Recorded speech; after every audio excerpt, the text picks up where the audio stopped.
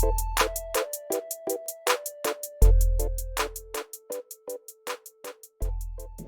Mister Imran साहब से हम ये जानना चाहते हैं कि वो हमें बताएं कि जीएसटी के रजिस्ट्रेशन के लिए वो कौन कौन से आधारभूत डॉक्यूमेंट्स हैं जिनकी आवश्यकता पड़ती है, जो बहुत ज़रूरी हैं। तो मिस्टर इमरान साहब बताइए। जीएसटी, जैसे आपने मुझसे क्वेश्चन किया, जीएसटी के लिए क्या क्या आधारभूत दस्तावेज की आवश्यकता होती है। तो सब सर्वप्रथम में फर्स्ट ऑफ ऑल हमें ये पता करना होगा कि नेचर ऑफ बिजनेस, मतलब क्लासिफिकेशन ऑफ बिजनेस, कि हमारा जो व्यापार है वो प्रोप्राइटरशिप में चलाना है, हमें पार्टनरशिप में चलाना है, एज ए ट्रस्ट चलाना है, या हमें प्राइवेट लिमिटेड कंपनी को बना करके चलाना है। अब यहाँ 4 तरह के मैंने बताया आपको बिजनेस। पहला हो गया प्रोप्राइटरशिप, दूसरा हो गया हमारा पार्टनरशिप, तीसरा ट्रस्ट, और चौथा प्राइवेट लिमिटेड कंपनी। तो सबसे ज़्यादा दिक्कत जो पड़ती है वो पड़ती है हमारी प्रोप्राइटरशिप में, क्योंकि सिंगल व्यापार, एकल व्यापार इसे बोलते हैं कि एक ही आदमी ऊपर व्यापार करने खड़ा हो गया, शुरू कर दिया उसने व्यापार, लेकिन उसे मालूम नहीं कि जीएसटी कराना है नहीं कराना है, और जीएसटी के लिए क्या क्या डॉक्यूमेंट की आवश्यकता है। और वो किसी कंसल्टेंट को हायर करेगा तो उसमें उसको उसकी कंसल्टेंसी फी देनी पड़ेगी, तो इधर उधर घूमता रहता है और वो अपना काम एक स्टेबल तरीके से नहीं कर पाता, क्योंकि डॉक्यूमेंटेशन की कमी रह जाती है। तो आज हम बात करेंगे प्रोप्राइटरशिप में रजिस्ट्रेशन कराने के लिए जीएसटी में क्या क्या डॉक्यूमेंट की आवश्यकता है। ये प्रोप्राइटरशिप के लिए सबसे पहले आपके पास पैन कार्ड होना चाहिए, आधार कार्ड होना चाहिए, एक फ़ोटो होना चाहिए आपके पास, जीमेल आईडी होनी चाहिए, मोबाइल नंबर होना चाहिए, valid mobile number, valid Gmail ID होनी चाहिए आपके पास। अब आती है कि प्रिंसिपल प्लेस ऑफ बिजनेस, जहां आप व्यापार करेंगे उसके आप ओनर हैं या वो रेंटेड है। अगर ओनर हैं तो रेंट एग्रीमेंट होना चाहिए, वो इलेक्ट्रिसिटी बिल चाहिए, इलेक्ट्रिसिटी बिल पर आपका नाम मेंशन होना चाहिए। अगर आपका नाम मेंशन नहीं है तो ये प्रूफ नहीं माना जाएगा। अब आप रेंटेड है, अगर आप रेंटेड हैं तो रेंट एग्रीमेंट प्लस ओनर का आधार कार्ड, ये मैंडेटरी है। अगर आप खाली रेंट एग्रीमेंट लगाते हैं तो वहाँ पर एक क्लेरिफिकेशन या क्वेरी आ जाती है, फिर वो उस क्वेरी में आधार कार्ड मांगते हैं। तो आप पहले ये रेंट एग्रीमेंट के साथ आधार कार्ड को स्कैन करके डॉक्यूमेंट अटैच करें। फिर आपका ट्रेड नेम, आप किस नाम से ट्रेड करना चाहते हैं, बिजनेस का, दुकान का, जो भी नाम हो वो नाम होना चाहिए आपका ट्रेड नेम। फिर प्रोडक्ट, क्योंकि HSN कोड उसमें पहले से ही मेंशन करने पड़ते हैं। ये सारी चीज़ें हमें एक जीएसटी के रजिस्ट्रेशन करने के लिए प्रोप्राइटरशिप के ज़रूरी हैं। आ जाते हैं पार्टनरशिप के लिए। पार्टनरशिप के लिए आधार कार्ड की कोई आवश्यकता नहीं होती है, उसमें पार्टनरशिप का खुद का पैन कार्ड होता है, फिर वही रेंट एग्रीमेंट चाहिए होता है, लेटर ऑफ ऑथोराइजेशन होता है। जो वर्किंग पार्टनर होता है तो उसको दूसरे पार्टनर ऑथोराइज बनाते हैं, ऑथोराइज सेक्रेटरी बनाते हैं जीएसटी में, तो लेटर ऑफ ऑथोराइजेशन चाहिए होता है, Gmail ID, mobile number, principal place address of principal place of business, जहां आपको बिजनेस करना है उसका एड्रेस प्रूफ के लिए रेंट एग्रीमेंट चाहिए, लीज हो, और उसके बाद में ट्रेड नेम जो फर्म का नाम है प्लस प्रोडक्ट की क्लासिफिकेशन, ये सब डॉक्यूमेंट की आवश्यकता होती है हमें जीएसटी में रजिस्ट्रेशन करने के लिए। अच्छा इमरान साहब, जैसे आपने बताया कि जो रजिस्ट्रेशन में जैसे आपने जीमेल की आईडी बताई, तो इसमें जीमेल के अलावा भी मतलब कोई भी आईडी जो यूज हाँ, करते हैं कोई भी आईडी, कोई इशू नहीं, कोई भी आईडी आप जो यूज़ कर सकते हैं, याहू हो, जीमेल हो, आपकी कोई भी आउटलुक हो, कोई भी आईडी यूज़ कर सकते हैं।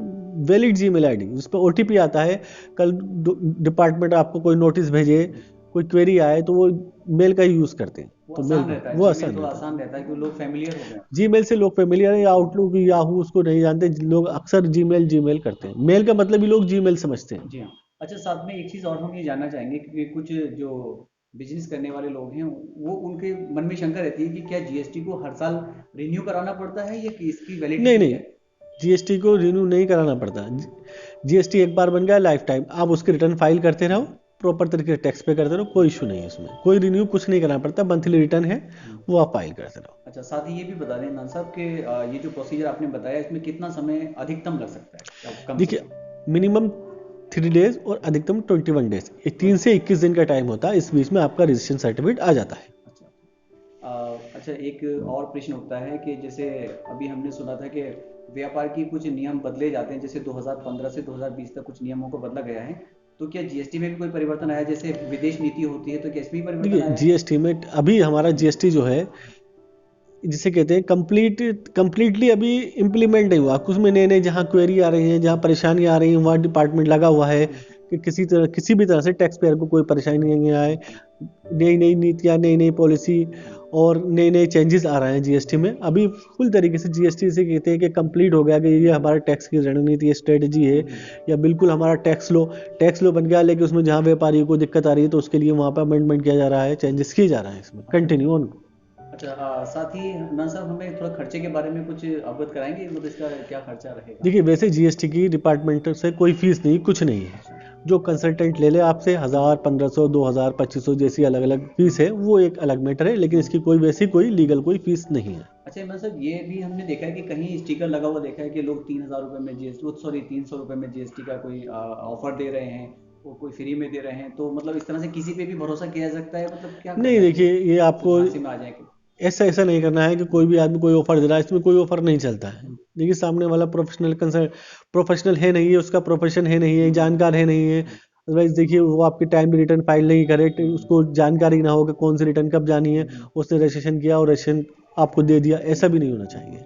आप पहले देखें ये कंसल्टेंट कब से काम कर रहा है, क्या काम कर रहा है, एक्सपीरियंस है नहीं इस फील्ड में, काम हमारा करेगा नहीं कर पाएगा, उसी के बाद में आप उसको अपने दस्तावेज सौंपें। ऐसे नहीं किसी को भी कि आपके वो जाली बिल काटने पता चला कि आपके ऊपर डिपार्टमेंट की लायबिलिटी खड़ी हुई, आपको मालूम ही नहीं।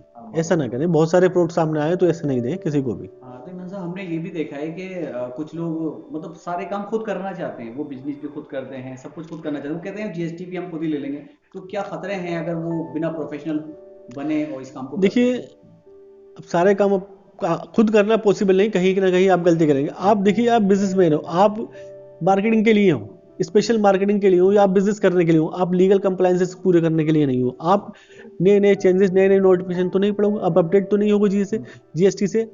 भाई, जो कंसल्टेंट है, जो प्रोफेशनल है, उसका काम ही है, प्रोफेशन ही है, तो वो तो टाइम टू टाइम अपडेट रहेगा, और आप टाइम टू टाइम अपडेट नहीं रहेंगे तो कहीं ना कहीं आप कुछ ना कुछ मिस कर देंगे, जिसकी वजह से आप कहीं ना कहीं पेनल्टी, या जैसे कहते हैं पेनल्टी, या डिले ऑफ रिटर्न, या डिले ऑफ कंप्लीट डॉक्यूमेंटेशन, कहीं ना कहीं आप मिसकंडक्ट या मतलब नुकसान ही करेंगे, आप अपना ही नुकसान करेंगे उसके लिए। तो इमरान साहब, आप दिल्ली के अलावा यहाँ इस ऑफिस के अलावा भी और अपनी सेवाएं कहाँ कहाँ पे देखिए, डाल रहे हमारी सेवाएं वैसे तो ऑल ओवर इंडिया हैं। आजकल देखिए, ऑनलाइन का ज़माना है। आप डॉक्यूमेंट व्हाट्सअप करें, आपका रजिस्ट्रेशन हो जाएगा। जैसे कि हमारे कुछ क्लाइंट हैदराबाद हैं, गुजरात हैं, राजस्थान हैं, गुड़गांव हरियाणा में है, हमारे यूपी में है। तो हमारा काम काफ़ी मतलब कई स्टेट में फैला हुआ है, ऐसा नहीं है।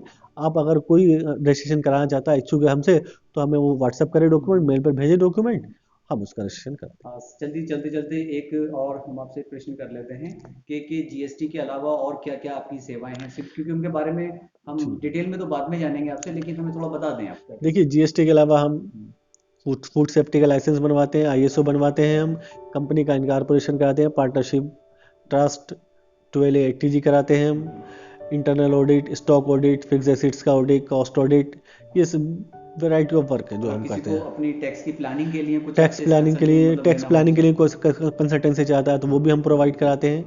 ट्रेडमार्क हम कराते हैं, ब्रांड, कॉपीराइट, ये सारे काम हैं। तो बहुत बहुत शुक्रिया आपका, आप ने इतना समय हमें दिया, और भविष्य में जो भी हमारी कस्टमर की आवश्यकताएं होंगी उसके अनुसार हम आपको फिर से इनवाइट करेंगे। आपका बहुत बहुत सर, धन्यवाद। Thank you.